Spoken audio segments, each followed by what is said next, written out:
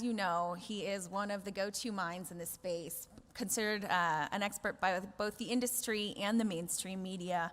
He's one of the most well-known educators in Bitcoin and the author of the 4 books, including Mastery of Bitcoin, which is considered one of the best technical books available on the market. He's a fellow of the University of Nicosia, where he's taught 8 sessions of the free Bitcoin course, Massively Open Online Courses. He's the co-host of Let's Talk Bitcoin, the longest-running English-speaking podcast in the Bitcoin space. He's testified before the Canadian and Australian Senates on the impacts of regulating Bitcoin. He's a strategist, a visionary, a highly sought-after public speaker, and a board member of the C4 organization that brought us all here today. He invented the Bitcoin diet, which involves discovering Bitcoin, studying it for 18 hours a day, forgetting to eat, losing 26 pounds, and then recovering. It's not a diet that he recommends, but an innovator nonetheless. And he's inspired many in the space. This industry has been changed significantly because of the impact that he's made. And he will inspire many of us. He's inspired many people who are already here to quit their day jobs and pursue full-time work in the Bitcoin industry. So consider yourself warned, and help me welcome Andreas Antonopoulos.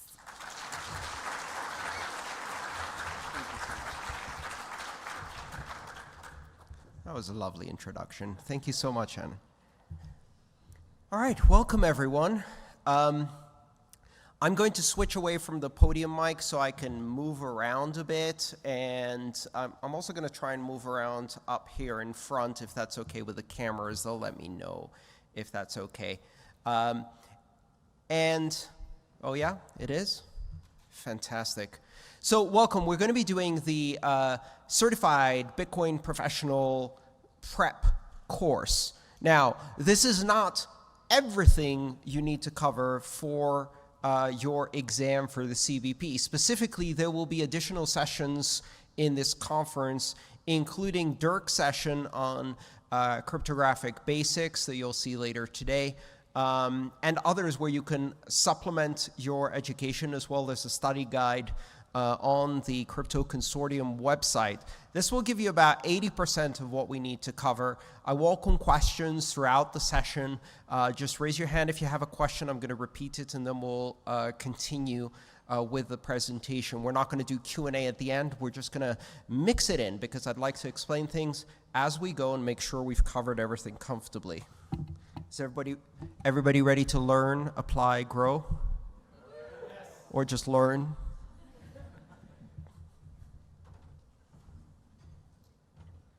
So let me switch to this mic, see if it works. Can you hear me still? Yes. Fantastic. Can the camera see me here?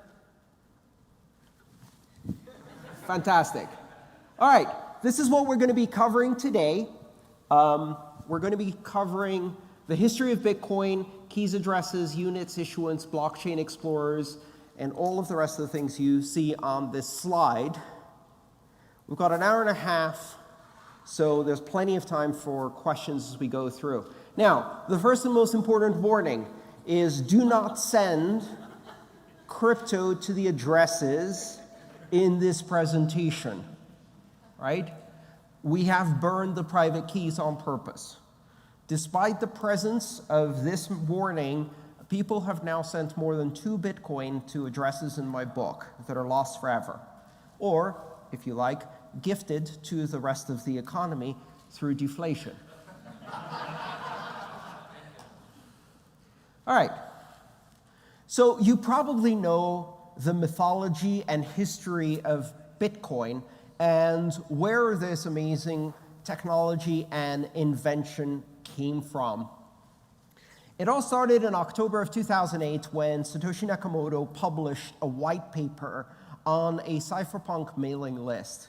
We now know that when Satoshi published this paper, they had already been working on the software. Satoshi wrote the paper after writing the software, once they were convinced that the software would work. But the paper was published first. So an interesting little historical tidbit there. You may notice that when I talk about Satoshi Nakamoto, I refer to Satoshi as they. This is not necessarily a plural noun, they. It's a indeterminate pronoun. So they, because Satoshi could be male, Satoshi could be female, Satoshi could be non-binary, Satoshi could be alien.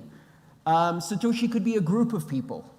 Satoshi could be the name of a committee or project. We don't know. It does not matter at all. In January, the software was released, and on January 3rd, the first block, the Genesis block, was mined. Interesting fact also, the Genesis block was not mined with the client. It was mined using some other software, manually, effectively mined by a custom script, and is included in every piece of software that uses Bitcoin. There is a copy of the Genesis block and its fingerprint. That is what Bitcoin is. Bitcoin is a blockchain that originates from that Genesis block.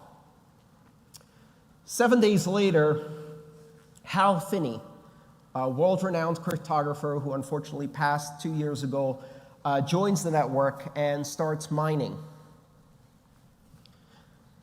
At this point, there are 2 miners on the network. So in terms of decentralization, the Bitcoin network is much more decentralized today. When people say, oh, it's too centralized, there's only a few miners. Well, at first there was 1. That was centralized. Then there was 2. That was a bit less centralized. And actually, if you look at it historically, we're getting more decentralized over time. Almost 10 months later, in October 2009, the first fiat exchange that has been recorded was made on an exchange where $1 bought 1,000 Bitcoin, presumably from a miner.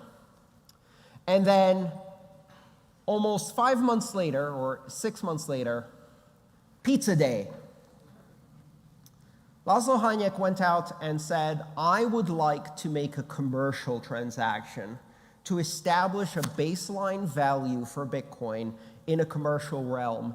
And Laszlo Hanyek arranged for someone to buy pizza with Bitcoin. Now, this did not mean that he got Domino's Pizza to accept Bitcoin. No, this is a much simpler transaction. He persuaded someone to use their credit cards to call Domino Pizza and deliver 2 pizzas to Laszlo's house. And in return, Laszlo sent 10,000 Bitcoin. 10,000 Bitcoin for 2 pizzas, which now makes this the most expensive pizzas ever purchased in the history of humanity. Laszlo has some regrets. But without commercial activity like that, we wouldn't have the network we have today. In December of 2010, just about 2 years after first appearing on the scene, Satoshi Nakamoto posts the last message and vanishes. Satoshi Nakamoto has not appeared again since. Several other people have appeared claiming to be Satoshi Nakamoto and failing to provide the most basic and simple evidence of that, which is to sign a message using one of the keys in the first few blocks. What does signing a message using one of the keys in the first few blocks prove? Does it prove that someone is Satoshi Nakamoto? No. It proves that someone has the keys that Satoshi Nakamoto used to mine, which they may have acquired using different means. What it proves is they might be Satoshi Nakamoto. But if they don't sign a message with one of the keys in the Genesis block, what does that prove? It proves they aren't Satoshi Nakamoto, because Occam's razor. The simple answer is probably correct. Now, the word Bitcoin means many different things, and therefore some of the confusion that arises in this space comes from vocabulary. Bitcoin is a network, Bitcoin is a blockchain, Bitcoin is a currency, Bitcoin is a system, Bitcoin is an invention, Bitcoin is a white paper, Bitcoin isn't a company, Bitcoin isn't a trademark, Bitcoin isn't an organization. Bitcoin is a disorganization, a very powerful disorganization. If you see it with a capital B, usually or sometimes, that means the network, the system itself, a decentralized peer-to-peer network that creates consensus without needing a central authority. That is Bitcoin, the system, proper noun, capital B, right? Bitcoin with a lowercase b is a currency. So the money is called Bitcoin with a lowercase b. It's not Bitcoins, right? Because Bitcoin applies for both singular and plural purposes. I have lots of Bitcoin, or I have no Bitcoin. I have 1 Bitcoin. I have 3 Bitcoin. Nowhere do I say Bitcoins. If you spell Bitcoin with a space, B-I-T space, C-O-I-N, welcome to this space. Please don't write an article for your newspaper yet. It's too obvious that you just joined. Blockchain. Blockchain is one component of the technology infrastructure of Bitcoin, the system. One component, not the most important component, not the most revolutionary component. In fact, that technology pre-existed. In fact, most of the technologies used in Bitcoin pre-existed. Hashes, hash trees, cryptography, public key cryptography, digital signatures, proof of work. All of these things existed before Bitcoin. The invention is to take all of these things together and leverage proof of work as a mechanism for consensus that allows us to control a blockchain in a decentralized manner when no one has ultimate control over it. Can you build a consensus algorithm different than proof of work? Yes. Can you build a blockchain that is not decentralized and doesn't use proof of work? Yes. Blockchain is not the most interesting technology in Bitcoin, and this is often misunderstood. Blockchain is like the transmission in your car. Very important, absolutely necessary to keep moving, but no one said, oh, finally, with the invention of the internal combustion engine in the automobile, we now have the ability to build transmission-based vehicles. Nobody said, I like cars, but I'm more interested in the technology behind cars, transmissions. In the blockchain space, a lot of people make the statement, well, Bitcoin's interesting, but means I haven't understood it yet. Bitcoin's interesting, but I'm more interested in the technology behind Bitcoin, blockchains. These newfangled automobiles are interesting, but I'm more interested in the revolutionary technology behind automobiles, pneumatic inflatable tires. If we could combine pneumatic inflatable tires with the steady traditional propulsion mechanism of horses, we could really do something interesting. We're going to go for the rest of this course based on some fundamental user stories. This is a technique I use in my books too, in order to help move the narrative forward so we can understand. Ultimately, this technology is about people, right? Money is a social structure, and these blockchain systems, these networks, are social structures that technology enables, and therefore, people are important. In this particular case, we're going to use 3 people, Alice, Bob, and Catalina. Alice lives in Europe. She's new to Bitcoin. In this course, we'll see her buy her first Bitcoin, and we'll talk about how that works, and use it then to buy a book from a United States publisher called Bob.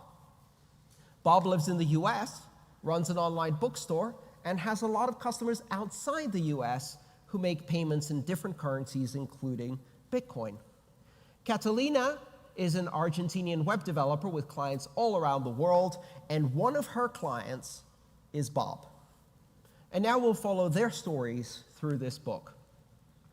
We're going to use these stories to illustrate 3 different transactions, how those transactions work, what they're made of, and gradually explore the various technologies behind Bitcoin using these transactions as a reference. First of all, Alice uses cash to buy Bitcoin from a Bitcoin ATM. Then Alice uses Bitcoin to buy a book from Bob's web store, and what a great choice of book. Bob then uses Bitcoin to pay Catalina's invoice for web design. So let's start with Alice buys Bitcoin from a Bitcoin ATM. How many here have used the Bitcoin ATM ever? Okay, wow, quite a few. Very good. So how do you get your first Bitcoin? And that's a question that comes up a lot, especially with newbies, right? And the common answer most people will say is, oh, go and sign up for an account on this exchange, and they mention an exchange, and use your bank account or your credit card to buy Bitcoin. That is an acceptable answer. It's not a good answer. So let's look at some good answers. First and foremost, earn. Get paid in Bitcoin. Most people don't even think about this one, right? What are the benefits of using your labor, the products you make, the services you offer, the skills you have to earn crypto? This doesn't just apply to Bitcoin, of course, but any form of money. The huge benefit of earning crypto instead of buying it is privacy. If you go and offer someone a haircut or drive a taxi or wash a car or paint a painting or set up a web server and you get paid in Bitcoin, are they going to ask you for your driver's license, passport, birth certificate, grandma's maiden name, social security number, passport number, proof that you're not Iranian? No. You're going to get the job done. You're going to get paid in crypto. So you just earned your first crypto, and it's private. It's a private commercial transaction between 2 individuals. Privacy matters. Secondly, what is the exchange fee you pay when you earn Bitcoin? 0. That is the best exchange fee to pay. 0. Nobody's going to charge you a fee. In fact, in many countries, you might actually get a premium for that. You don't always have to be self-employed to do that. Many companies offer an opportunity to get paid directly in crypto, either as your whole salary or as part of your salary. I currently employ 11 people, some as employees, some as contractors. Several of them get paid partially or wholly in crypto. Some Bitcoin, some Ether, some a mix of the two, bit of US dollars in the mix, maybe some euro, just mix it all up and pay your people. So you can earn in a variety of ways, including as part of your wages. There's also companies that can help you do that, even if your employer has no idea what this Bitcoin thing is that you keep talking about. So what they can do is they can become a payroll provider, where just like you take some of your payroll out and put it towards a savings account or a retirement account, and your employer is quite happy to deposit to a different bank account, well, some of these providers will take that and convert it instantly to Bitcoin and send it to you. So your employer doesn't even know that you're getting paid in crypto. You're just having it converted each time. That does carry an exchange fee, though, and all of the identity requirements. Of course, you can buy crypto from an exchange, and that's one way of doing it. You can buy Bitcoin from a Bitcoin ATM using cash. In Europe and many countries around the world, Bitcoin ATMs are completely anonymous. You don't need to provide any ID to buy or sell Bitcoin. Some of them are two-way. You can send Bitcoin in and it spits cash out. Very useful if you're a tourist in a foreign country. Much better way to get cash in the local currency than using an exchange. In the US, 99% of Bitcoin ATMs will require you to identify yourself by providing some kind of identification document, and they will charge you quite a bit. This is because of state-based regulations on money transmission. You can also buy directly using cash from just people, right? And you can do that using an intermediary service like Local Bitcoins. And what they will do is they will make sure that the Bitcoin is in escrow so that neither party can run away with the money and not pay the other party. Now, obviously, meeting someone at the Starbucks to exchange some amount of cash in order to exchange it for magic internet money may be risky, right? You want to do this in a public space exactly the same way you would if you were buying or selling something on Craigslist or eBay and you had to meet the other person in person, right? Don't go to an alley. You know where one of the best places to trade crypto is? A police station or a bank. They don't care. In fact, some police stations around the country have Craigslist zones where you can go right under the cameras and do your transaction next to the police station so everybody feels safe. Well, you can use one of those.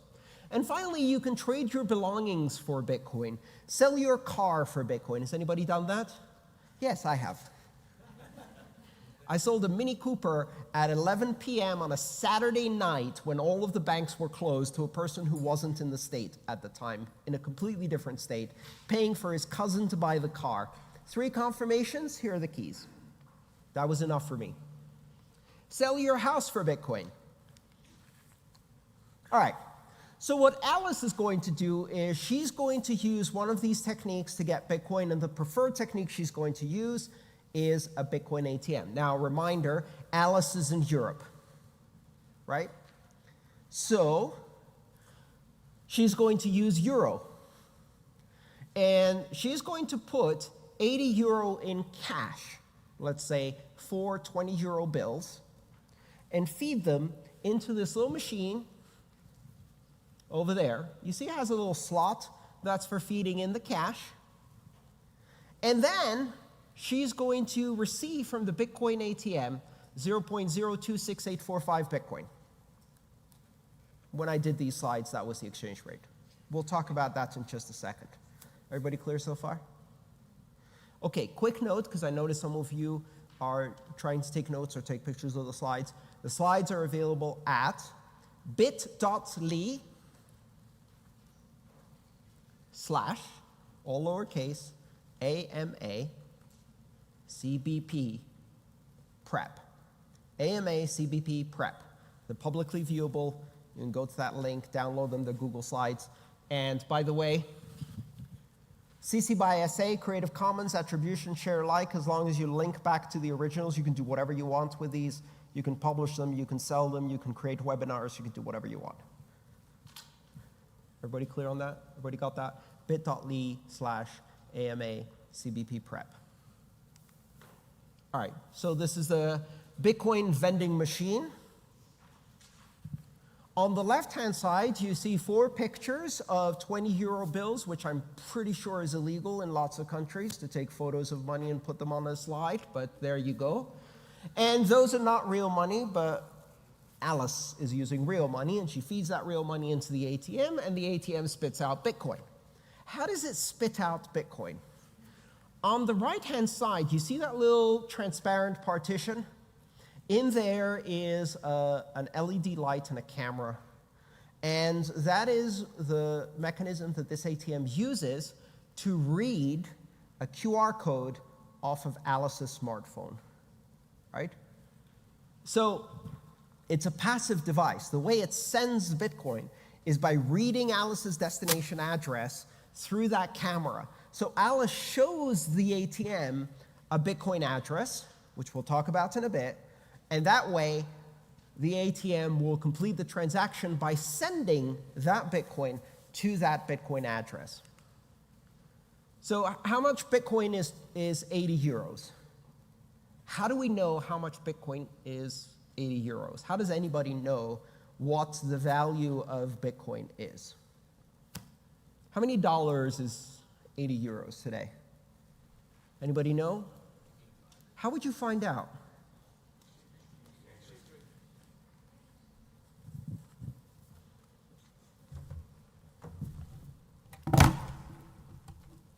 You look at an exchange rate. Okay, Google, what is 80 euros in Bitcoin?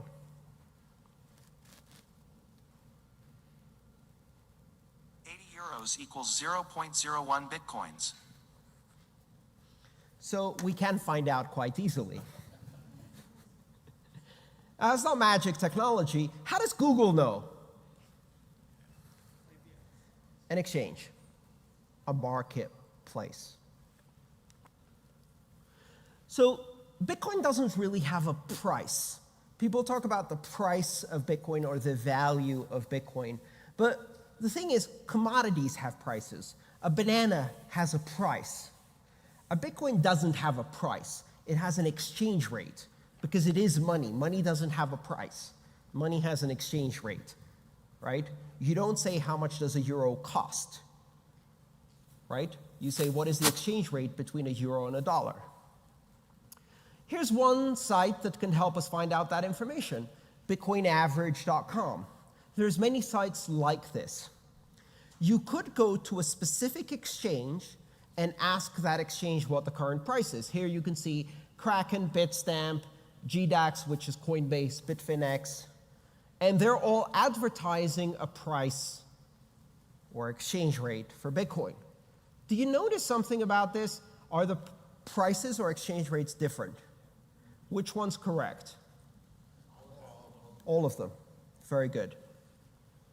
There is no one price. The price is something that is determined in real time on different markets based on the activities of buyers and sellers of cryptocurrency who are trading it in real time. So what does bitcoinaverage.com do? It's right there in the name. It takes all of those numbers and it calculates a rolling weighted average. Weighted by what? Volume weighted. What does volume weighted mean?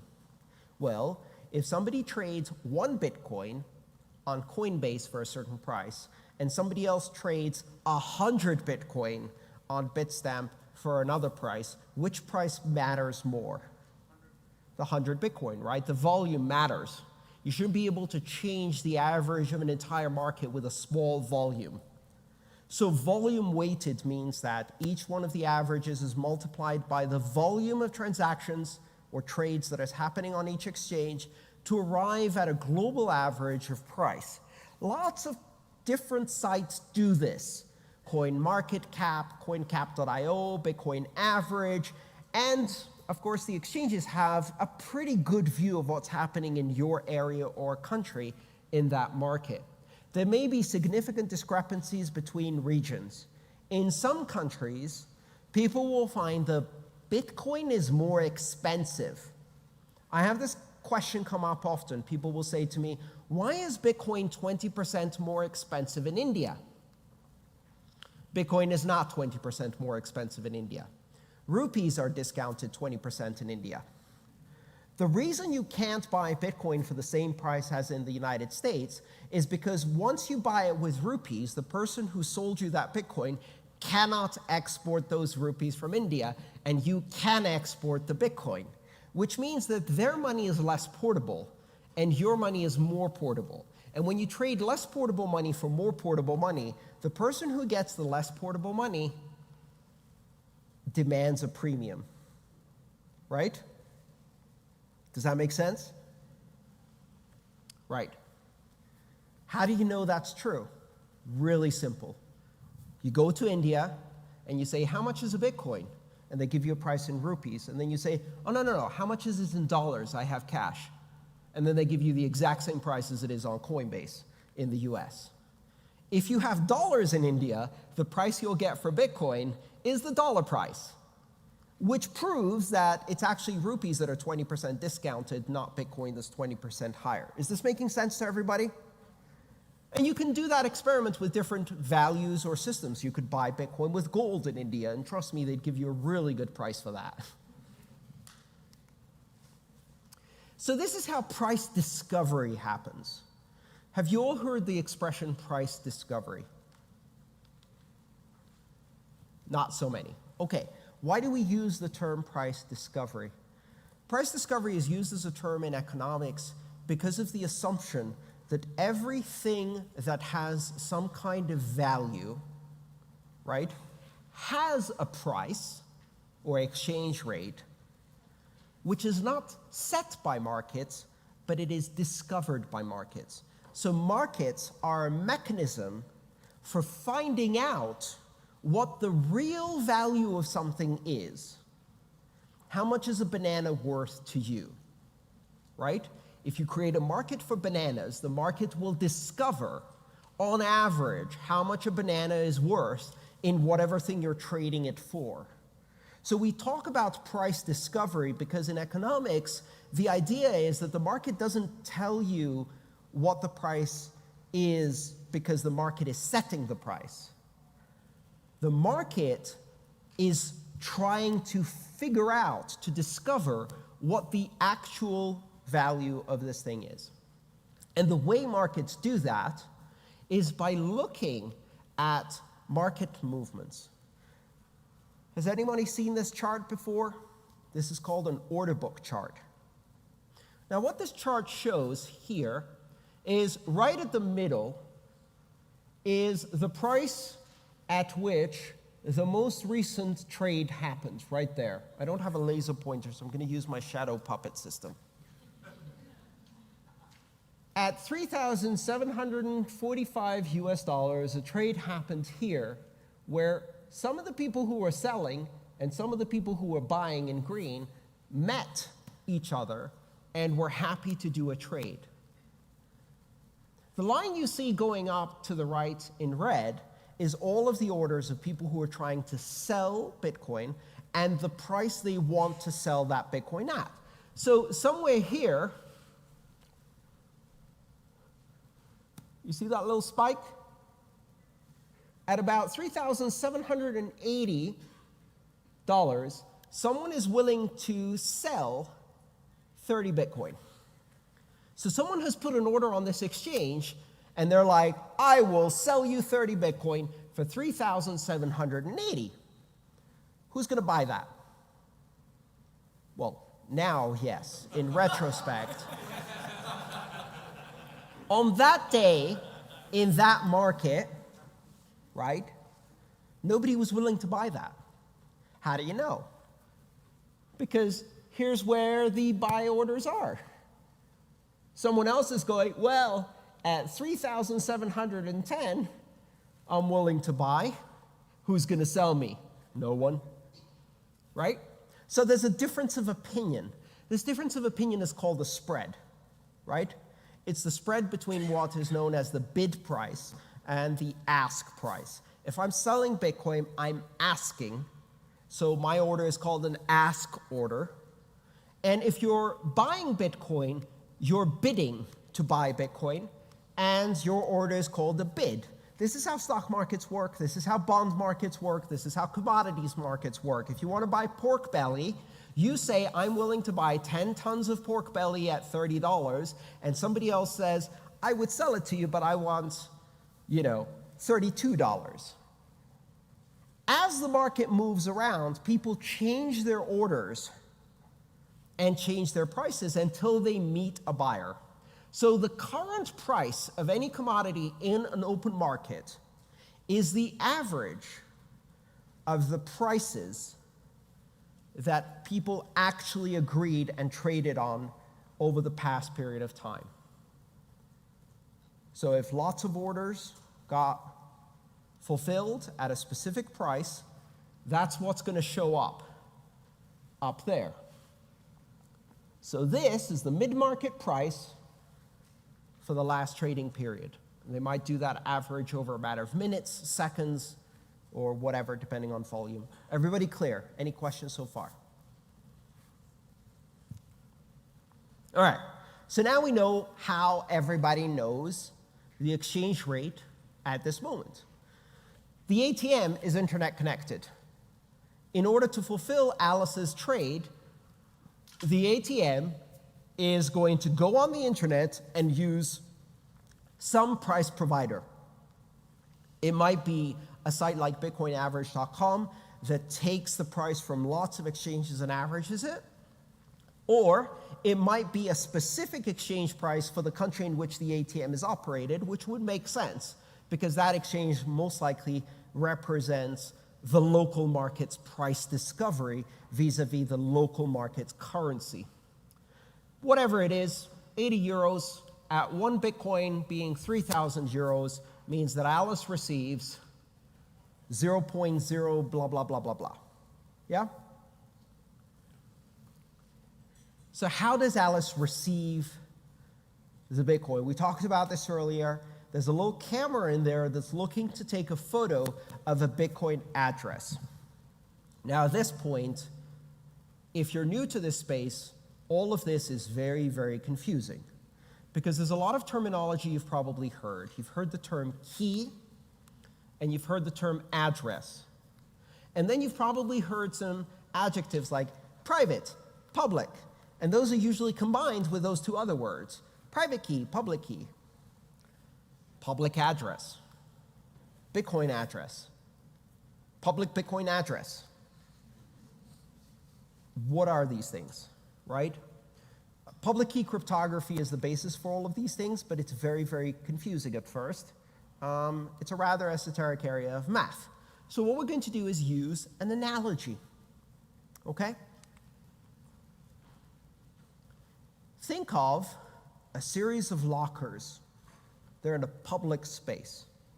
Maybe this is a bus station or a train station or the main square in your city. And lining the walls are all of these lock boxes. And these lock boxes are pin coded, right? So there's a little pin code keypad on the front. The other thing that's unique about these lock boxes is they all have a little slot at the top. And that slot means that you can drop something into the lockbox. Yeah? Okay, so if you drop something into the lockbox, who can open it? Whoever has the pin? Yeah? Okay. How many lockboxes can one person own? All of them, right? How many people can access a single lockbox? Millions. You could have millions of people who have the same PIN number for the same lockbox and they can all open it. You could have a company representing thousands of customers that has one lockbox and a PIN number and holds that lockbox on behalf of its thousands of customers. So if I say there are 1 million lockboxes in Bitcoin that have money in them, how many people are using Bitcoin? We have no idea. When you next read that article that says, Bitcoin ownership is concentrated among X number of addresses, shock, horror, and dismay. What is the meaning of that statistic? It's bullshit. No, better. It's bullshit with a clickbait headline that tugs at your heartstrings in order to make you feel dismay over this unequal distribution of income. Addresses are not people. People are not addresses. Lockboxes can be owned by millions, or a single person could own millions of lockboxes. So, again, we've got these boxes, they're in a station. This image is not perfect because it misses something really interesting that happens in Bitcoin. All of the lockboxes are transparent. You can actually see inside whether there's money in there, and you can count it from the outside of the box. You can't touch it, you can't open it, but you can see it's there, right? And that's the fundamental technology of Bitcoin. There's one more tiny little detail.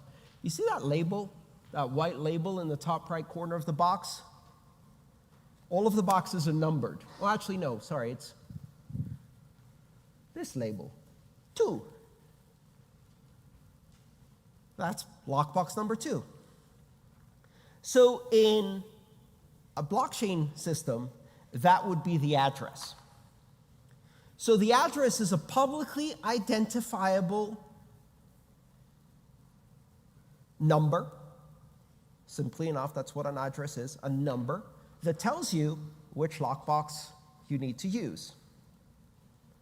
When Alice is exchanging currency, euros, for cryptocurrency, Bitcoin, what she's telling the ATM by showing a QR code is, my lockbox is number 3.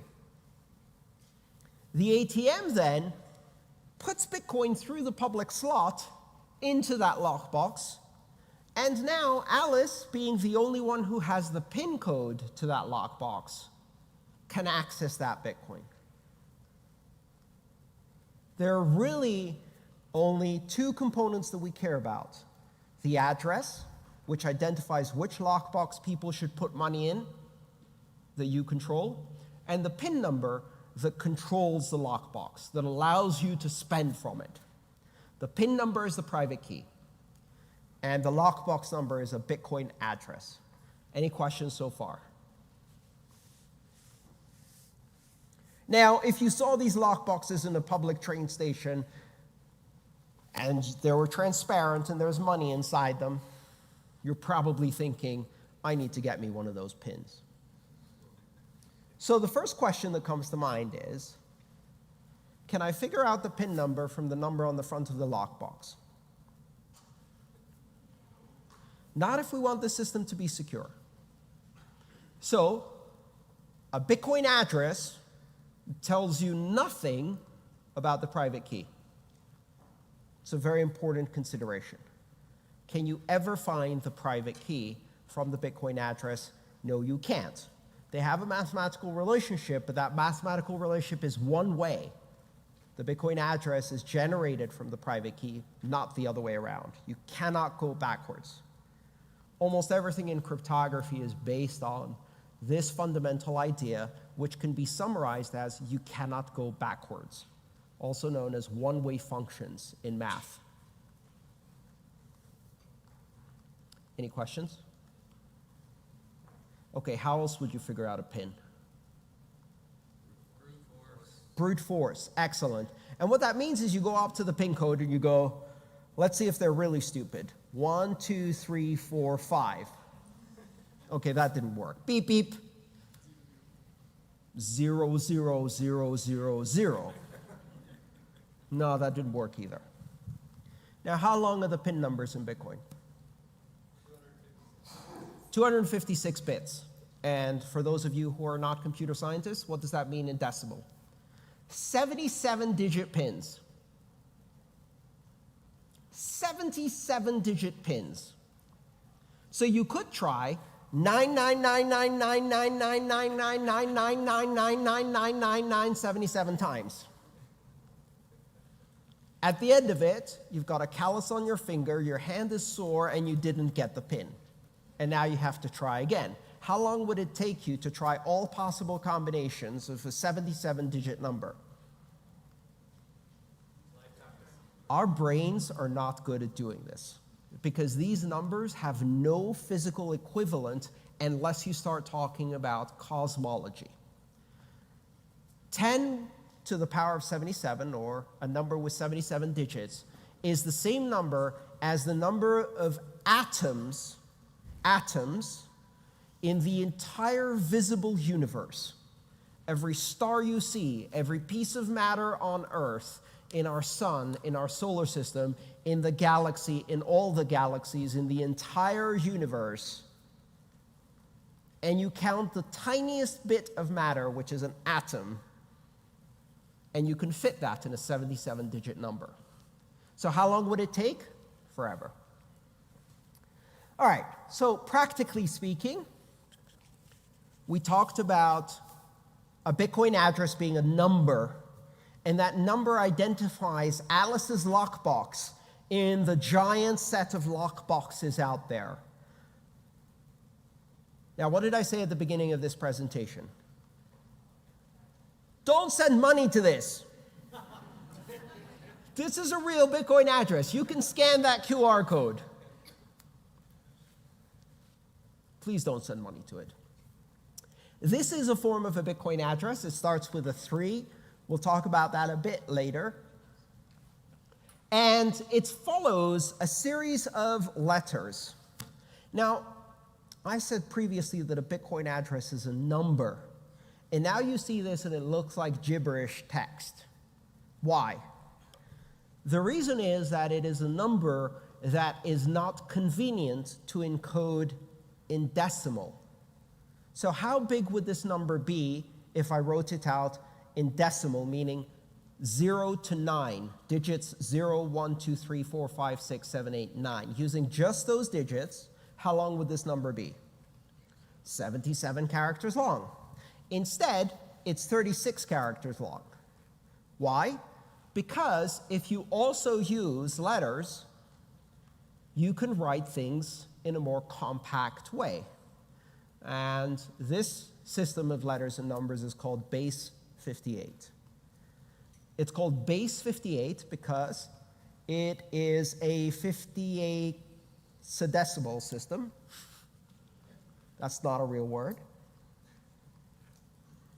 It means it's a system where each digit in the number is represented by one of 58 characters, not 10. So it's not decimal. It's not hexadecimal, as you may have heard of hexadecimal. Hexadecimal uses 16 characters to represent numbers, not 10 as in decimal, right?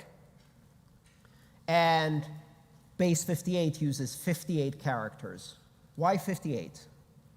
26 lowercase plus 26 lowercase would be 52, plus 10 numeric digits would be 62. There's 4 missing. The reason there's 4 missing is because certain characters will actually cause problems. For example, a lowercase l and an uppercase O are often mistaken for 0 and 1 respectively.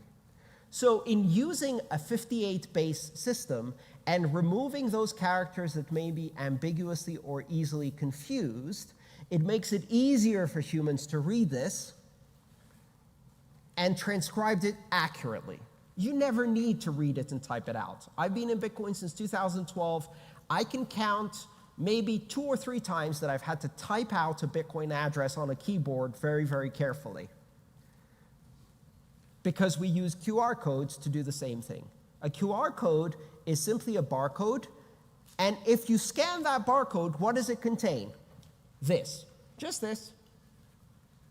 Sometimes it has a little prefix, Bitcoin, colon, and then that, just to help the system identify what it is.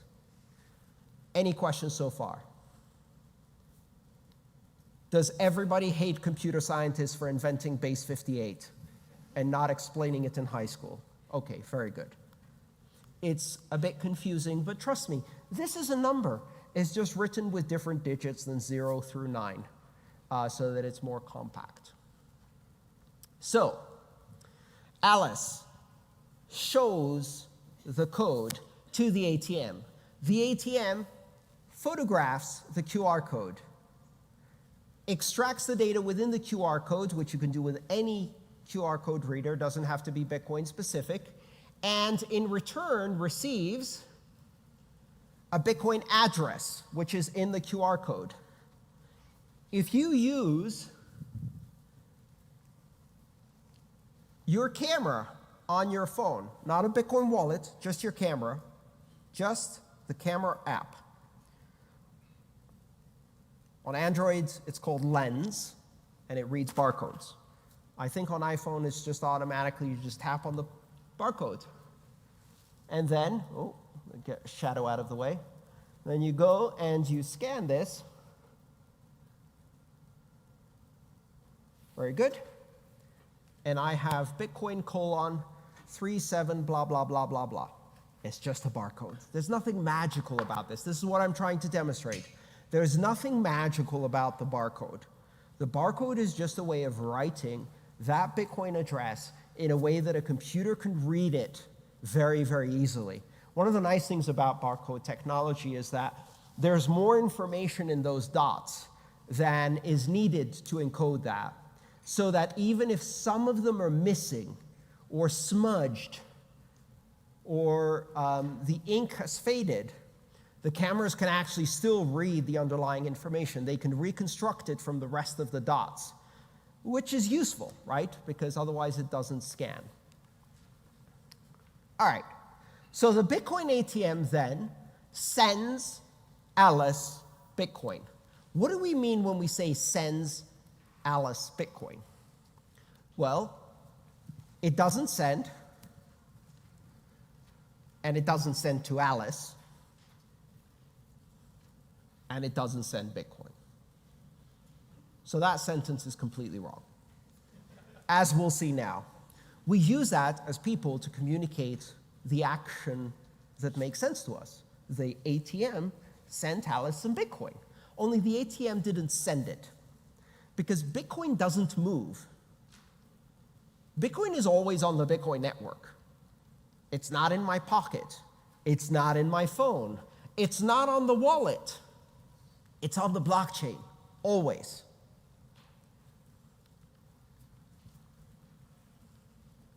And what the Bitcoin ATM is sending is not to Alice. It's sending to 37 LRVHJJDHDEERQ. Does the Bitcoin ATM know that that belongs to Alice? Does it have to belong to Alice? I want you to think carefully about this right now. Let's say I wanted to buy a t-shirt, and there's a store that accepts Bitcoin. I go on the store with my phone. I say, buy this t-shirt, put it in the cart, check out, pay with Bitcoin, great. What does the store show me? A Bitcoin address, right? All right, so I walk up to an ATM, I show the Bitcoin address, I put cash in, and I just paid for the t-shirt. I'm not even sending the Bitcoin to me. Does the Bitcoin ATM know any different? Right? My cousin in Bogota needs some cash to buy a motorbike. They text me their Bitcoin address. I put it in a QR code. I go to the ATM. I show the Bitcoin address. I put cash in. I sent money to my cousin in Bogota. Does the Bitcoin ATM know any different? The address doesn't have to belong to that person. Yeah? An artist is playing on stage. On their guitar, they have a QR code. I'm in the audience. I take a photo of the QR code on the guitar. I walk outside of the concert, go to a Bitcoin ATM, show the photo to the Bitcoin ATM, put money in. I just contributed to that artist. So think about this a bit. The Bitcoin ATM is not sending money to Alice. The Bitcoin ATM is constructing a transaction to pay the Bitcoin address that Alice showed, which may or may not belong to Alice. And there's an amount in there, 0.026845 Bitcoin. Actually, that's not true. The Bitcoin ATM is actually sending 2,684,500 Satoshis, because Bitcoin doesn't exist. Nowhere on the Bitcoin network, on the Bitcoin blockchain, in the Bitcoin system, is there such a thing as a unit of a Bitcoin. Everything is Satoshis. What is a Satoshi? A Satoshi is the smallest unit, but it's also the only unit that actually exists. Everything in the system is measured in Satoshi. If I say the Bitcoin ATM sent 0.02 Bitcoin, that is technically incorrect. The Bitcoin ATM divided the amount by 100 million Satoshis to show you that it was 0.02 Bitcoin, but it actually sent 2 million Satoshis. The only unit that exists in the system is the Satoshi. everything is stored as Satoshi. 1 Bitcoin is 100 million Satoshi. How many Bitcoin will be mined in the Bitcoin network ever? Anyone? None, because there are no Bitcoin. 21 quadrillion Satoshis is the upper limit that will never be reached. The Bitcoin network will mine less than 21 quadrillion Satoshis by the end of its operation. Make sense? Because we're mining Satoshis, we're sending Satoshis, we're receiving Satoshis. Now, humans do not think in 8 decimal places. Many humans I know, especially those educated in the public schools of this and other countries, don't operate in 2 decimal places or even 0 decimal places. So for the convenience of humans who don't like trying to do division, we use other units. Now, this is a concordance table, and you can read it from the left and say, 1 Bitcoin is 100 million Satoshi. Yes? Go down to the bottom. 1 Satoshi is 1 Satoshi. 1 Satoshi is 0.000000001 Bitcoin. Understand how to read this? So there's a couple of other units that you may have heard of. Millibit is from the prefix milli, which means 1,000th, and is part of the international metric system used by every civilized country in the world. Never mind. And a bit is 1/1,000,000th of a Bitcoin, or 100 Satoshi. So if you think of a Satoshi as a penny, a bit is $1. Right? Does that make sense? 1.75 bits is 175 Satoshi. And you could do these conversions relatively easily. You just move decimal points around. Now, for many people, it's very difficult to think in long decimal places. So even when I said Alice receives 0.02685 Bitcoin for her 80 euros, you get confused as you're reading that as to how big or small that is related to a Bitcoin. If you think of it instead in terms of 2 million Satoshi, it's much easier to think of that, right? It's 2/100ths of a Bitcoin. Story number 2. Alice buys a book from Bob's store. Now, Alice is going to do another transaction where she's going to send 0.011234558 Bitcoin to buy a book from Bob's web store, and Bob is going to ship a book to Alice. There's going to be some exam questions at the end. Pay attention here. I'm just kidding. Now, there is a laptop, and with that laptop, Alice is looking at Bob's web store. And on the store, Bob has a book available for $40 US, and that book then has its price translated to 0.011234558 Bitcoin. How does Bob translate the price? Do you remember from our previous conversation? Anyone? An average, Bitcoin average, or some other exchange or a marketplace has the price discovery. Now, interesting question here. Why is Bob pricing the book in dollars and not Bitcoin? Is it because he's a dirty fiat no coiner?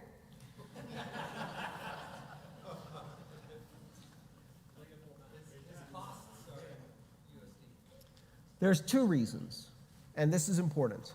The first reason is that for the vast majority of people out there, if you say, hey, this is about 1.1 million Satoshis, is that good for you? They're like, what? Is that a lot? Is it a little? What is it now? You know how the joke goes where the kid says, Dad, I want 1/10 of a Bitcoin for my allowance. And the dad goes, what? You want $1,200 for your allowance? I can't give you $1,100. That's ridiculous. No kid your age gets $800. Volatility. Bitcoin is not a good unit of account.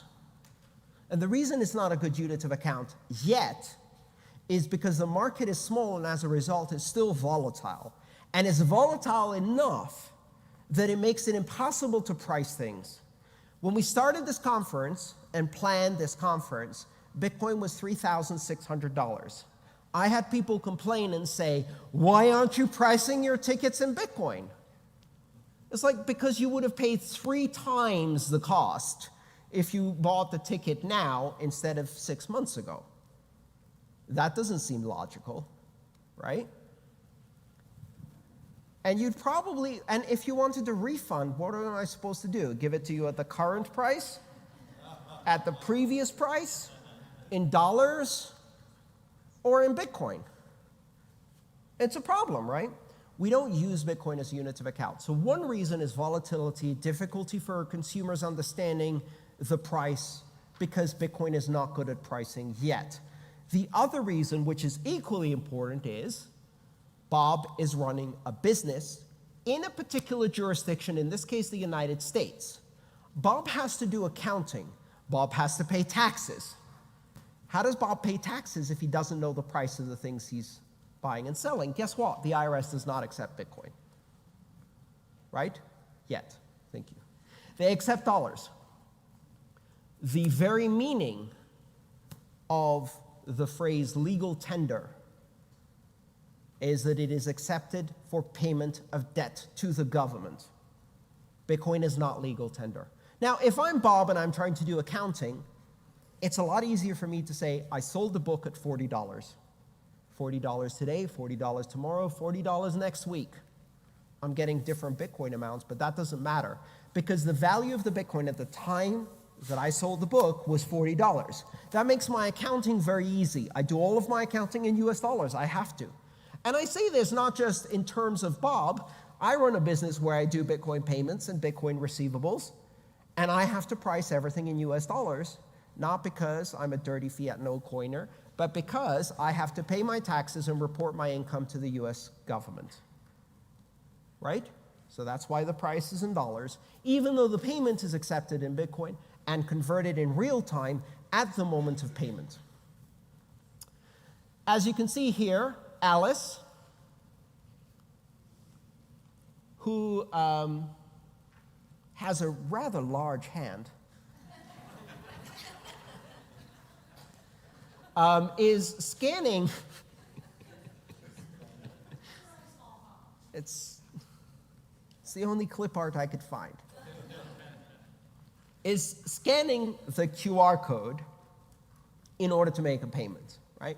Often, it's a lot easier to use a mobile wallet on your smartphone, even if you're making a payment to a website that's on your laptop. Why? Because I can't scan the QR code on the laptop screen with the laptop camera that's on the laptop screen. Now, if you think I haven't held up a handheld mirror and tried to align, I have. It worked. It was a pain, but it worked. But critically here, one of the things that new users have a problem with is this concept of, hang on, the Bitcoin address is on my laptop.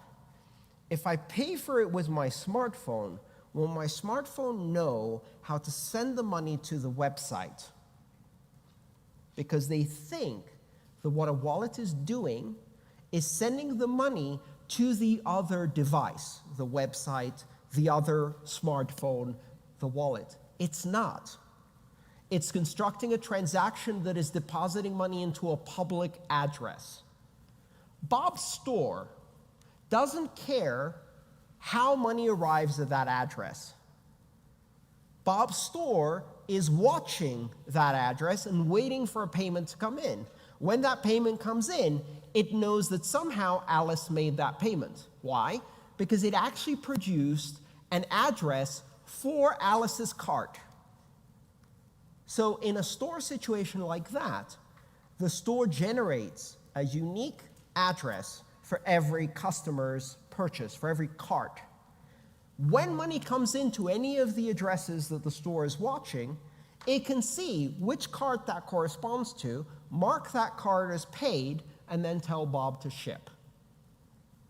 That's how web stores work in the cryptocurrency space.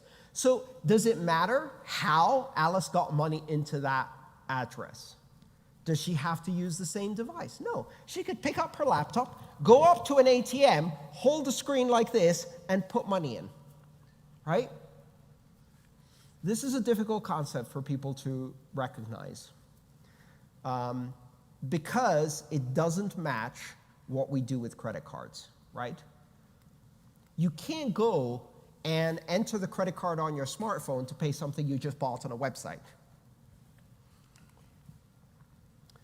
So this is what it looks like from Alice's perspective. She scans the QR code. Her wallet shows her that there's a payment of 0.011234458, which is $39.73. Hang on, I thought it was $40.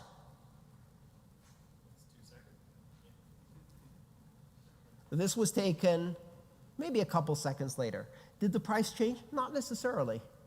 What's happened here is that Alice's wallet may be using a different provider for pricing than Bob's store. Right? Does it matter? No, because the price that Bob has charged her is the price that Bob's store is accounting in Bitcoin, which means Bob is charging her 0.011234458, whatever Alice's wallet thinks that is, which in this case is actually $39.73. Everybody understand why this is happening? By the time Alice sends this to Bob, the store may see a different US dollar price, but it doesn't matter. Bob has effectively committed to that exchange rate for a period of time during which he'll do the transaction in order to sell that book.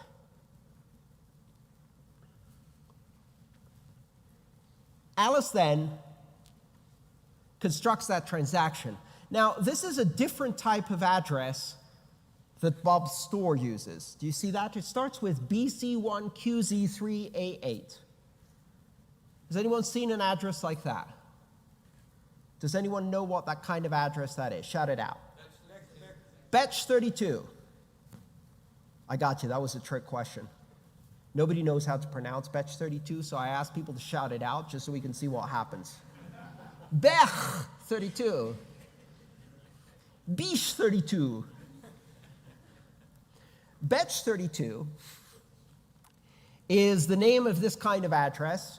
It is what is known more broadly as a native SegWit address. We'll talk about that in some of the other courses that are going to follow.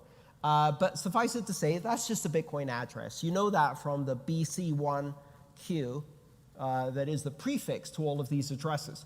This does not use a base 58 encoding. It actually uses a 32-character encoding with some very interesting properties for error correction. Doesn't matter. All you need to know, a lot easier to read because it's lowercase, no uppercase characters being used, and it's the new format that most Bitcoin wallets are moving to. And so Alice presses the Send Now button, done. Hang on a second. What's that fee thing? No one told me there would be fees. I was promised a free lunch. We'll talk about that in just a second. So we looked at a transaction previously. You remember? We looked at the transaction that the ATM constructed in order to give Alice her 0.02 Bitcoin, that is about 80 euro.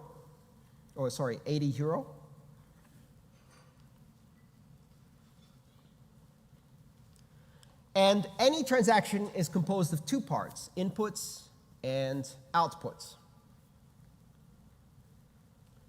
Inputs are what you're spending, outputs is what you're paying to. So if you look at the transaction from the ATM consumed some inputs and created an output to Alice for 0.026845 Bitcoin. Alice now uses that input to construct an output to Bob for 0.011234458. All good so far?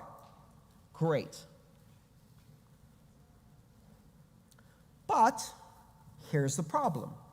When you consume Bitcoin in an input of a transaction, it is spent in its entirety. Yes?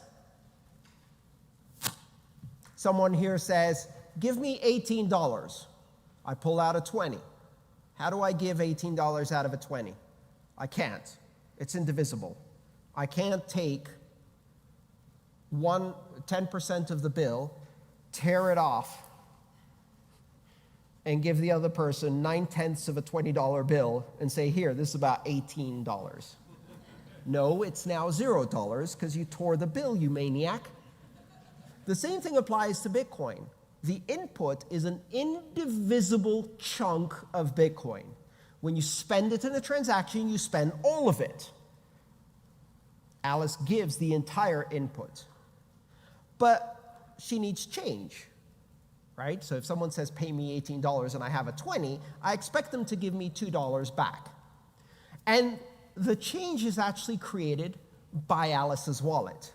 So Alice's wallet creates a transaction where the input is the chunk of money that the ATM gave her, indivisible, 2 million Satoshis, and the outputs are one output to Bob to pay for the book in the precise amount, and one output back to Alice's wallet, a different address in Alice's wallet called a change address. It's just another address,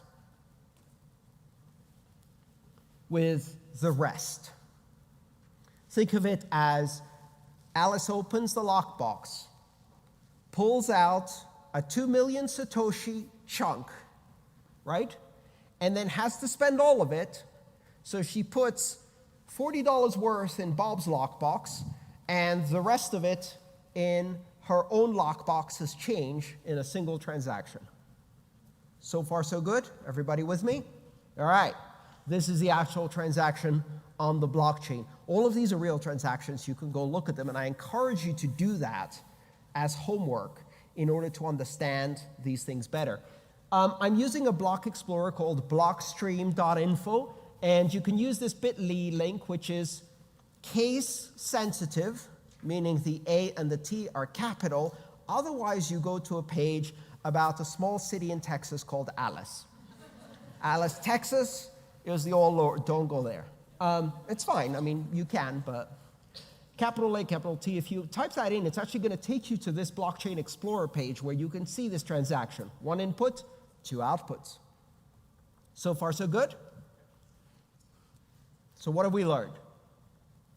Bitcoin history, keys and addresses, markets, exchanges, pricing, units of account, inputs, outputs, and change, and using block explorers. Now let's talk about some of the more advanced topics in the time that's remaining. So we saw this transaction where Alice pays Bob for the book. That transaction had two outputs. Who among you did the math to try to add it up? Nobody? Good. And if you try to add it up, if you add up 0.011234458 and 0.0155808, the answer is not 0.026845. It's less. There's a chunk of money missing. That chunk of money is 2,962 Satoshis that is missing from this transaction. It's not missing. It's a fee, and it's paid to miners. So, where in a transaction are the fees? Nowhere. The fees are the money left behind on the table to tip the miners. You pay at the restaurant, the waiter brings you change, you put some of it in your pocket, your change address, and you leave some coins on the table and walk away. That's the tip. That's how Bitcoin transactions work. Alice spent her ATM input, spent some of it to Bob, put some of it back in her own wallet as change in her pocket, and left some on the table, 2,962 Satoshis. And that money will be collected by the miners as a fee for this transaction. What happens if you don't include a change address?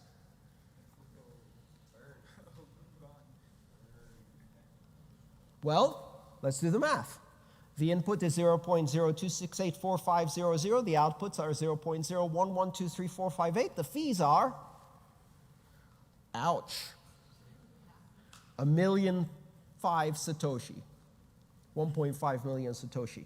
Ouch. So in today's money, that's maybe about a $150 fee on a $40 purchase. Alice is a big tipper, what can I say? Habits she picked up in Vegas, who knows? Why do we have transaction fees? The answer is really simple. Space for transactions is limited. It's limited by physics, it's limited by technology, but it's also artificially limited by software.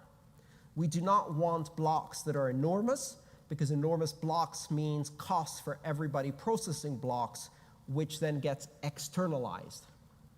In economics, there's no such thing as a free lunch. If you're not paying fees, someone's paying fees. You're either paying them in terms of inflation, you're paying them in terms of giving cartel advantage to a monopoly by centralizing access and control, or you could just pay fees. If we have to decide how transaction gets into block and which transactions should and which transactions shouldn't get into a block because we have limited space, there's really only two ways to do that. One is to specify in the software which are good transactions and which are bad transactions, what I euphemistically call a dictatorship of developers. Think about it. If developers get to decide what is a valid transaction that should be prioritized versus which transaction is wasteful or spam or for an irrelevant application that they don't particularly need, we just created a dictatorship of developers. They decide which applications are now allowed on the network simply by controlling that function. There's only one way to correctly price the scarce resource of transaction space or block space in a way that doesn't give anyone control, and that is a market. So fees operate as a market in order to give the freedom of the sender of each transaction to decide for themselves how important this transaction is and how much of a priority it has in their perspective. And in doing so, they have to compete against all of the other people who are trying to get their transaction into the block. And that competition for block space is the market for fee price discovery. Now, when transactions are transmitted into the Bitcoin blockchain, they're not automatically included in the very, very first block because there's more transactions than fit in a block usually. So what they do is they go into a holding space, and this holding space is called the mempool. There is no single mempool. Every system on the Bitcoin network has its own mempool, a picture of what it thinks remains to be confirmed or entered into the blockchain. This is the queue. This is where all the transactions are lining up, waiting for their chance to enter the blockchain. And as they're sitting in this queue, they're advertising themselves to miners, going, I have lots of fee, pick me, right? If you look at this with colors, the red color at the top actually corresponds to this transaction up here, one transaction that at this time was paying 2,000 Satoshis per byte. Why? Who knows? Because to the person who sent that transaction was so urgent that they were willing to pay an enormous fee. Meanwhile, there's 8,333 transactions waiting with just over 1 Satoshi per byte. And those transactions are less important. Some are even not paying any transaction fee. Those don't get confirmed almost at all. It's actually difficult to do that nowadays. But with 1 Satoshi per byte, you will get your transaction confirmed most of the time eventually. I do payroll. In fact, I have to do payroll in 3 days. And some of my employees get paid in Bitcoin. I'm going to put a 1 Satoshi transaction fee on my payroll. Why? Because nobody cares if it arrives in 8 hours instead of 3 hours instead of 6 minutes. Right? None of my employees are going to be, I need my payroll in 10 minutes. First block, please. Come on, chop, chop, tick-tock. I got shopping to do. Compared to the banking system, 12 hours to get your paycheck from the moment it's cut by a company, that's super fast, right? Now, if I want to get into any block within the next 12 hours, I'm going to be a cheap ass about it. So I'm going to use the lowest fee. Now, what do you think these things are, these gaps here? What do you think this is? That's a block. I have a nice little picture to explain that. There's a miner. The miner is making a block. How do they make a block? They look at the pool of everything waiting in the queue and go, I'll take these. And they take a big chunk off. This is a simplification of the algorithm. There's no big yellow digger involved. And this is not an endorsement of Volvo. But what the miner is effectively doing is skimming the most highly paying transactions off the top until there's no more space in the block they're trying to make, and they filled it. Why? Because they're trying to maximize their profit. So they take a chunk out. And you see that in the mempool. All of those transactions that drop out of the mempool, the reason they drop out is because they just got confirmed in a block. And now the rest of them are waiting. Now, at some point during the day, when you look at the mempool, you'll see that it gets all the way to the bottom. And that means that all of the transactions that were outstanding, it just goes flat. Great, everybody got in. Sometimes some of those transactions just stay there for days. There's Alice's transaction on the Bitcoin blockchain. It was confirmed at height 560344. You can see that block on the blockchain. What does it mean it was confirmed?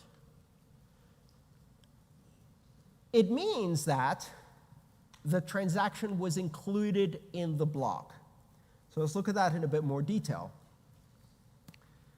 Alice creates the transaction somewhere around here. At some point, a block is mined. When that block is mined, and that's block 560344, Alice's transaction is included in that block. 3 minutes later, another block is mined. 20 minutes later, another block is mined. Blocks get mined on average every 10 minutes.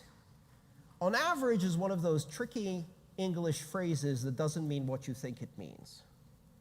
On average, every 10 minutes does not mean every 10 minutes. Just like the average American family has 2.5 children. Have you seen a half children? And which way would they cut it? Left to right? Top to bottom? Who gets the bottom part? Definitely not a good plan.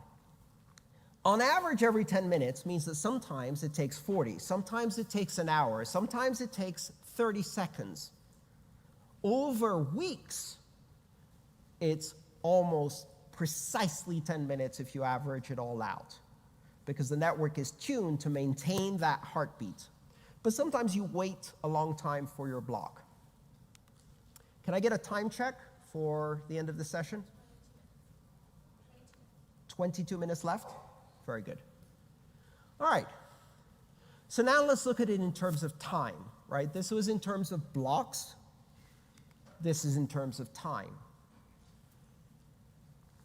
Alice creates, signs, and transmits a transaction paying Bob's address $40 or that amount in Bitcoin. Bob's wallet that's running on the web store is watching a lot of addresses. Maybe Bob has lots of customers with lots of carts and lots of addresses simultaneously buying products. Presumably, you want Bob to be able to sell more than one product at a time. So Bob's wallet is watching all of these addresses. What does watching mean? It means that Bob's wallet is connected to the Bitcoin network and has told the Bitcoin software that he's running, please tell me if any payments happen to the following list of addresses, right? That's what the software is doing. Now, Bitcoin operates as a broadcast network, which means that when you send a transaction on the Bitcoin network, you shout it. It's called a flood or gossip protocol. So what you do when you're on the Bitcoin network, what Alice's wallet is doing is it's talking to all of the Bitcoin nodes that it has direct connections to, and it's gossiping, it's flooding, it's shouting a transaction. It says, hey, I have a transaction, blah, blah, blah, blah, blah, blah, blah. The other nodes go, oh, good, new transaction. Let's see if it's valid. Yep, that's valid. I'm going to tell everybody I know about it. And they tell all of the nodes they're connected, and each one of those nodes looks at the transaction and goes, huh, let's see if it's valid. Yep, I'm going to tell everyone I know. So they tell everyone they know. And the transaction spreads really, really fast. Within 15 seconds, it spread to the entire Bitcoin network all around the globe. Within 15 seconds, anywhere in the world, Bob's wallet is going to see a notification that says, hey, one of your addresses received a transaction. Or, Bob, you've been paid, with the AOL voice, which you probably remember if you're in your 40s like me. Now, at this point, the transaction is not confirmed. What does that mean? It's not in the blockchain. It's sitting in the queue. It's in the mempool. It's in Bob's mempool. It's in Alice's mempool. It's in the mempool of every single Bitcoin node on the Bitcoin network. And at this point, everybody's waiting to see the next block. This may take some time. Is Bob in a hurry to ship this book? Well, this is the beauty with physical product. It's going to take days or weeks for that book to reach Alice. Bob can wait 10 minutes. So what Bob's wallet is doing is it's waiting until this transaction is confirmed in a block, because it may never be confirmed. If it's not confirmed, Bob didn't get paid.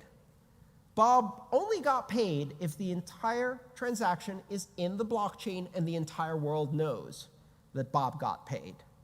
Until that moment, Bob hasn't been paid. There's a transaction out there. Now, for a book, Bob can wait. But what if it's a Starbucks? What if you just bought a cup of coffee? Like, thank you, that will be a large latte. Oh yeah, that's $12. Oh. Okay. Ouch. Here, let me send you a transaction. Thank you so much. It's confirming. We'll wait. Please wait. This gentleman's transaction is confirming. Any second now. Plus or minus 40 minutes. This doesn't work, right? But think about it this way. How often have you bought coffee from a Starbucks and not had to sign or enter your PIN with a credit card? Well, if you haven't signed or entered your PIN, can you reverse that transaction on your credit card? Absolutely you can. You can call the company and go, I didn't buy a coffee. I haven't signed or put my PIN in. I want my money back. And they will give you your $12 back. And Starbucks will be out one coffee and down $12. They don't care. The reason they don't care is because in terms of risk, the number of people who would charge back that coffee versus the delay they would have to wait to make sure they actually got paid or had to wait for someone to sign or put a PIN in, They can serve 3 other customers, and it doesn't matter. The same thing applies with blockchains. If I'm selling you a coffee, I don't care if it's confirmed. The chances that there will be a blockchain reorganization that undoes that transaction or that it's never confirmed is less of a problem for me if I have 3 other customers to serve. Now, if you're buying a flat screen TV, I'm not going to let you walk out of the store until it's confirmed at least once, maybe twice. Yeah? If you're buying a house, I don't care really. I'd like 6 confirmations, but I know where you live. Because you just bought the house. Like, I'm not going to sign over the title right now. It's going to take a few days, so it's okay. So all of this is probabilities. It's a risk-based probability. When people say 6 confirmations are the gold standard, what they mean is, after 6 confirmations, the probability of that transaction being reversed is so low that I'm willing to accept that risk. And that probability is entirely dependent on the value of the transaction you're talking about. So whatever it is for you. I have like a rule of thumb. 0 confirmations for a cup of coffee. 0 confirmations for anything that I'm going to ship in more than half an hour from the moment that you make the payment, because I'll get some confirmations by then, right? Okay. 1 confirmation for some electronics, something nice that I'm going to hand you right away. Maybe 2 confirmation for a flat screen plasma. 3 confirmation for a Mini Cooper. Actually did it. 3 confirmations. Good enough for me. Here are the keys, walk away. I signed over the title after 3 confirmations. The chance of that being reversed, not a problem. Yeah, also I know what your car is and the license plate. I'll find you. Right? 4 confirmations, 5 confirmations for a house. I would sell a house with 5 confirmations. I would sell a house with 3. Yeah. 6 confirmations for a Ferrari that you drive off the lot with appropriate insurance, yes. 7 confirmations for a mansion. 8 confirmation for an aircraft carrier. 144 confirmations for $22 trillion of US debt. I'd take it. Right?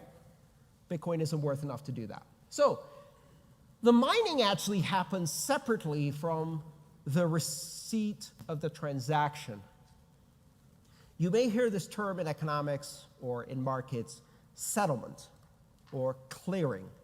Settlement or clearing is the finalization of a transaction. It is the moment at which a transaction is no longer reversible. How long does it take to clear or settle a credit card transaction? Anyone? 60 days. How long does it take to approve a credit card transaction? 10 seconds or less. But don't think it's settled. If you're a merchant, they can show up 59 days later and go, never happened. Sorry. Right? That's why merchants love crypto. No chargebacks. There is no 60 days. So 10 minutes seems like a long time if you're thinking that retail transactions are instantaneous. They only are if it's cash. If it's a credit card, it's actually not instantaneous at all. The merchant doesn't get paid for at least 30 days. And in many cases, that payment is a credit that is subject to being taken back if the transaction is disputed.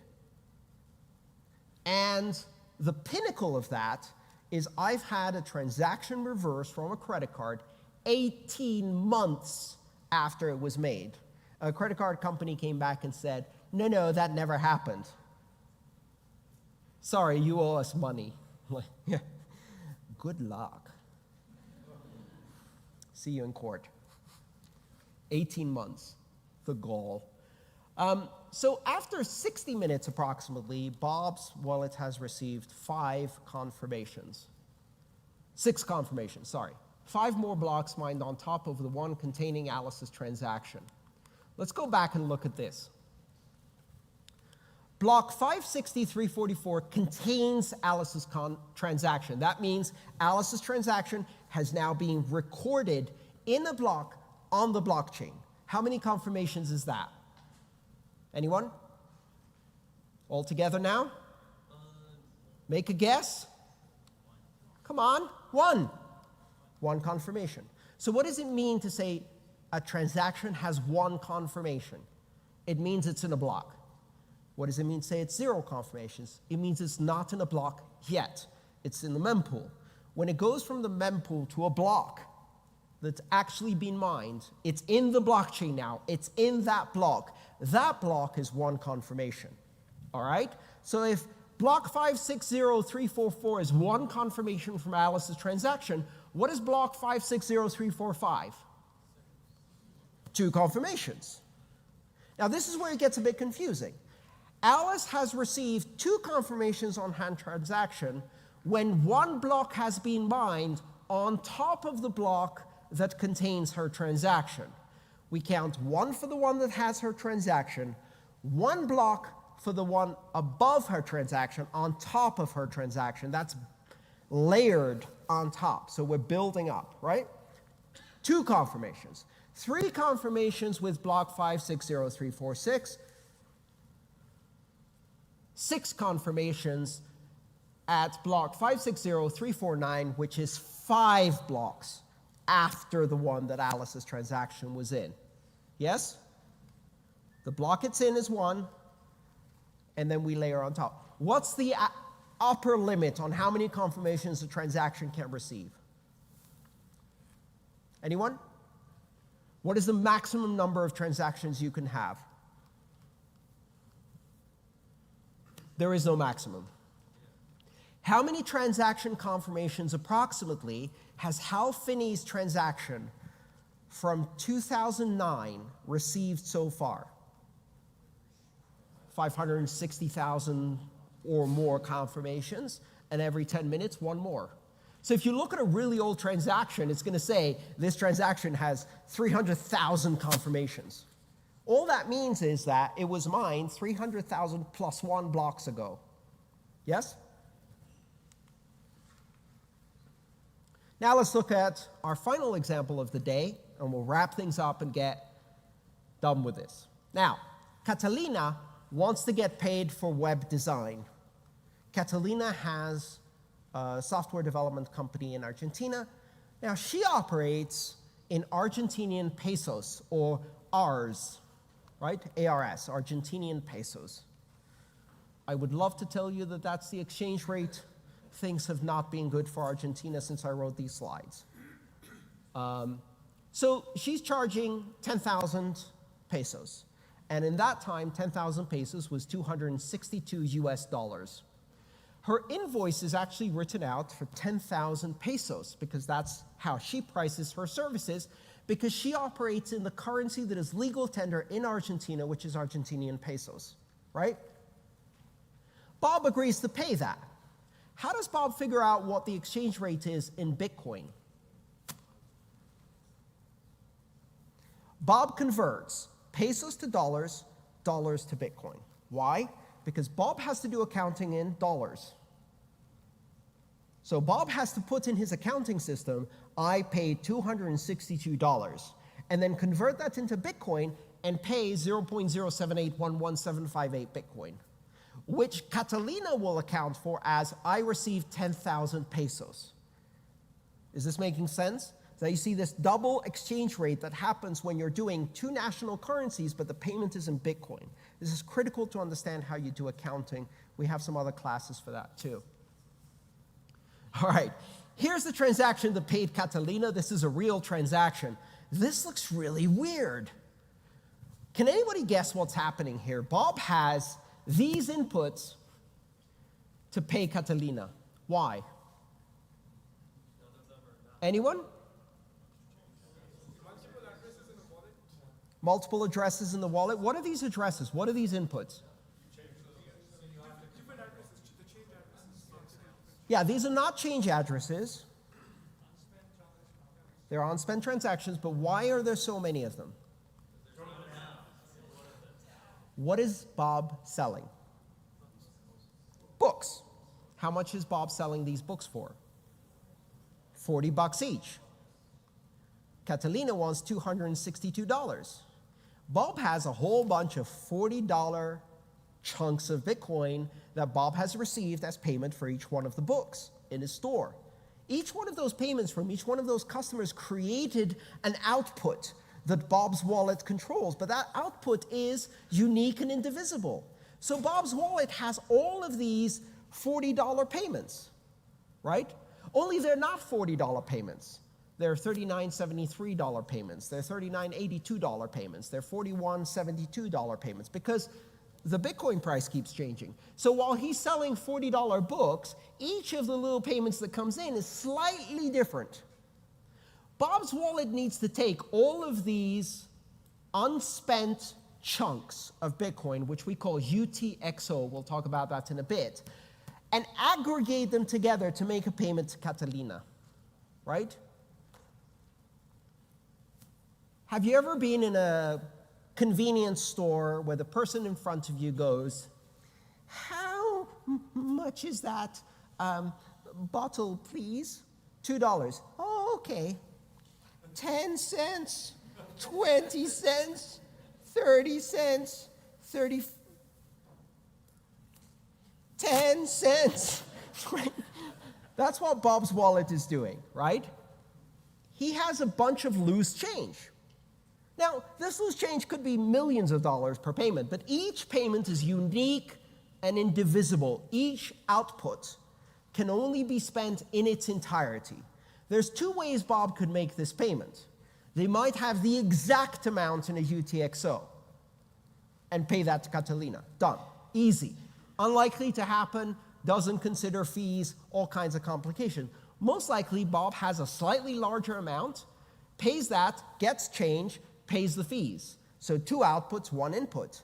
But in many cases, Bob's wallet actually doesn't have a big enough UTXO. So what it has to do is aggregate several inputs, pay the amount that Catalina needs, pay change back to himself, and guess what? Fees. Fees are in there too. Do the math, you can figure out how much Bob paid in fees. This is what this transaction actually looks like on the blockchain. Again, it's a real transaction. I sat there for 2 days making $40 payments as the price of Bitcoin changed to a store that doesn't exist in order to make this slide. You're welcome. And that's the real transaction. We're going to wrap up by explaining the blockchain now that we have a much broader picture of all of these components. It starts with what's known as the Genesis block. We count that as block 0 because we're programmers and we're annoying in that way. We count from 0. So block 0 is the Genesis block. Block 1 is the next block in the sequence, and it points back to block 0 as its so-called parent. The parent block is the block that came before. The child block is the block that came after. Every block has a parent, right? Which is the block it was mined on top of as a child. And inside each block, there is a reference to the parent block. This creates an unbroken chain.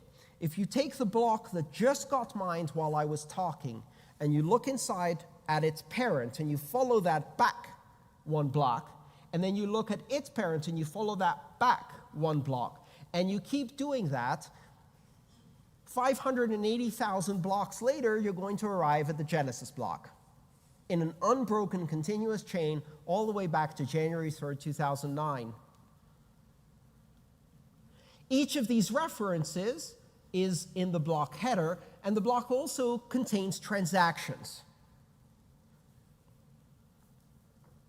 I'm going to run a bit late, but not too much.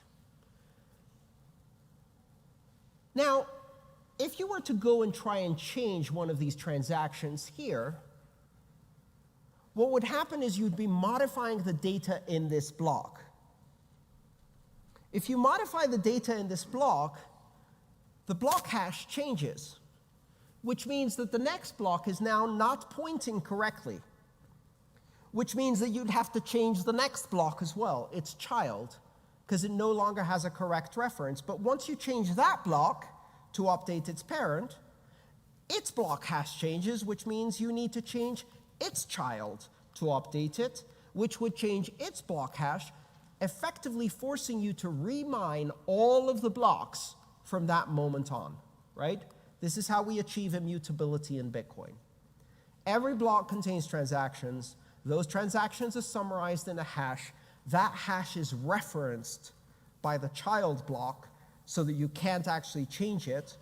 And that reference is then reflected in its child, and its child, and its child, and its child in an unbroken chain. So a chain goes two ways. It goes back all the way to the genesis block, but the ripple effect of a hash change is carried forward to all subsequent blocks, invalidating them, which is why you can't change the past. Each block also has an amount of Bitcoin in it. This is called the block subsidy, or the issuance, the reward for mining. Miners earn Bitcoin. Where do those Bitcoin come from? New Bitcoin, because each block contains new Bitcoin.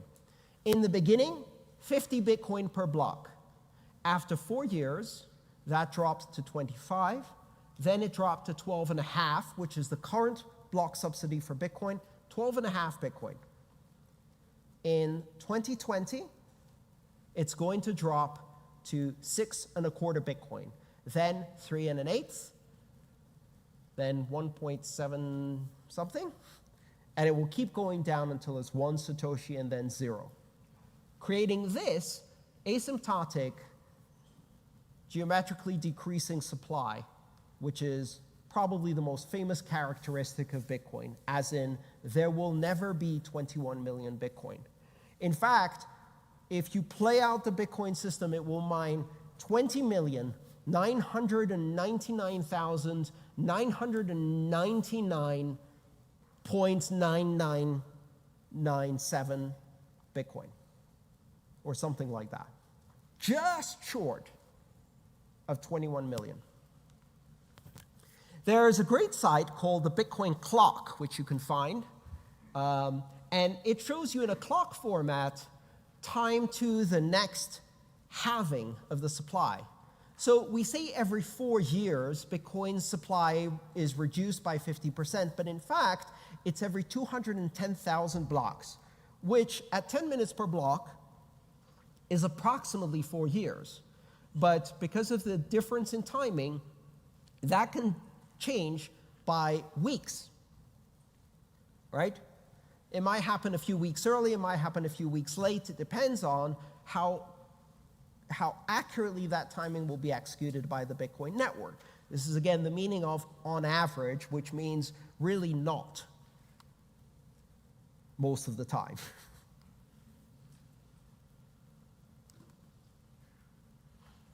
So here you see how the supply drops and the cumulative issuance approaches that line asymptotically.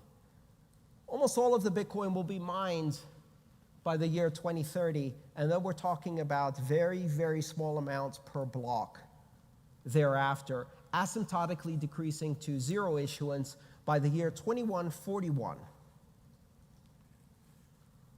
So people often ask me, what happens in the year 2149? What happens in the year 2141? It's a really simple answer. I'm dead. We're all dead. It's okay, deal with it.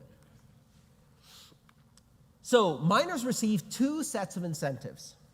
One is called the block subsidy, and it's new Bitcoin that's minted in every block. And the other one is transaction fees, that is the sum of all of the fees of all of the transactions that they put in that block when they mined it. If you look at block 560,344, again, this is Alice's transaction block, and you look inside, you'll find the first transaction is one called the Coinbase transaction. This is the transaction that rewards the miners. Every block has at least one transaction. That transaction is the Coinbase transaction containing new Bitcoin. It can have no other transactions, just one. That's okay, it's valid. And if you look here, what's the amount there? 12.57682767. Can anyone tell me how that number came up? Reward plus fees. Reward plus fees. So the reward, or block subsidy, currently is 12.5 Bitcoin, which means that in this particular block, there was 0.07682767 fees exactly included in the transaction. How do we know that? If it was a penny more, this block is invalid. Everybody checked to see that all of the fees add up precisely. A miner can actually pay themselves less, but they can't pay themselves more. Right? Who writes the Coinbase transaction? The miners do. So when a miner is constructing a block, this is how it works. Their mining software goes, let's create the first transaction in this block. I generously give myself 12.5 Bitcoin. No, wait, we've got some fees. 12.576272285, signed me. Now, that's a great transaction to write. And if you're a miner and you put that in your block, does that mean anybody cares that you put that in your block? No, because this block hasn't been mined yet. Now imagine thousands of miners around the world, each writing their own check. They're all writing, to me, because I'm awesome, 12.7567. And they may have different amounts, different fees, because they've included different transactions from their different mempools. And none of those blocks is real until one of them is. The miner who wins has their block accepted by everybody else because they found proof of work. How do they know they get paid? They wrote the Coinbase transaction. And that Coinbase transaction is meaningless unless their block is accepted by everyone. But the moment it's accepted by everyone, that Coinbase transaction is in there. So the payment to the miner becomes real. They can't actually spend it for 100 blocks. It's a mechanism of security in Bitcoin. But it's real now. Thank you so much for coming today.